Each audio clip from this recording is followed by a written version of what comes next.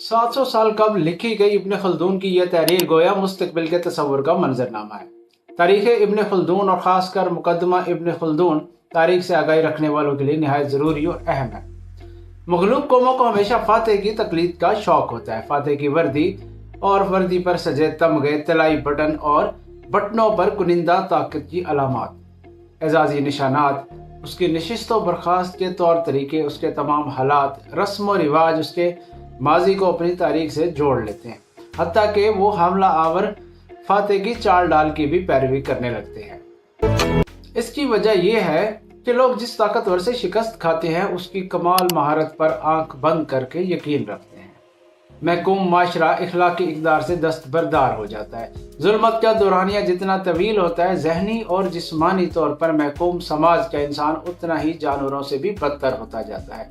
एक वक्त आता है कि महकूम सिर्फ रोटी के लुक़मे और जिनसी जिबिल्लत के लिए जिंदा रहता है।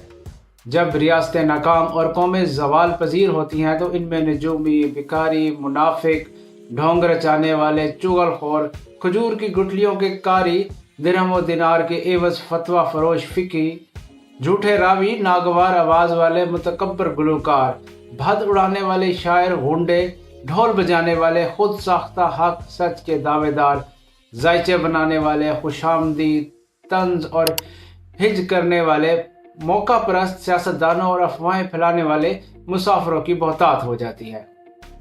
हर रोज झूठे रूप के नकाब आश्कार होते हैं, मगर यकीन कोई नहीं करता। जिसमें जो वस्फ सिरे से नहीं होता वो उस फन का माहिर माना जाता है। अहले हुनर अपनी कदर खो देते हैं, नज़्म व नस्क नाकिस हो जाता है और गुफ्तार से मऊनियत का अंसर गायब हो जाता है। ईमानदारी को झूठ के साथ और जहाद को दहशतगर्दी के साथ मिला दिया जाता है। जब रियासतें बर्बाद होती हैं तो हर सू दहशत फैलती है और लोग ग्रोहों में पनाह ढूंढते हैं।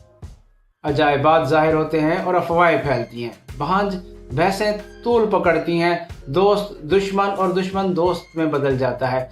बातिल की आवाज़ बुलंद होती है और हक की आवाज़ दब जाती है। मशकूक चेहरे ज़्यादा नजर आते हैं और मिलनसार चेहरे सतह से गायब हो जाते हैं। हौसला अफजा ख्वाब नायाब हो जाते हैं और उम्मीदें दम तोड़ जाती हैं। अक्लमंद की बेगानगी बढ़ जाती है, लोगों की ज़ाती शनाख्त ख़त्म हो जाती है और जमात, ग्रोह या फ़िरका उनकी पहचान बन जाते हैं।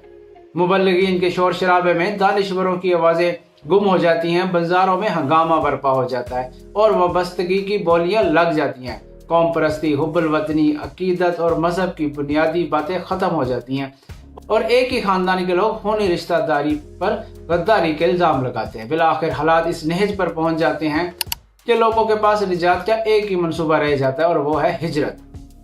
हर कोई इन हालात से फरार इख्तियार करने की बातें करता है।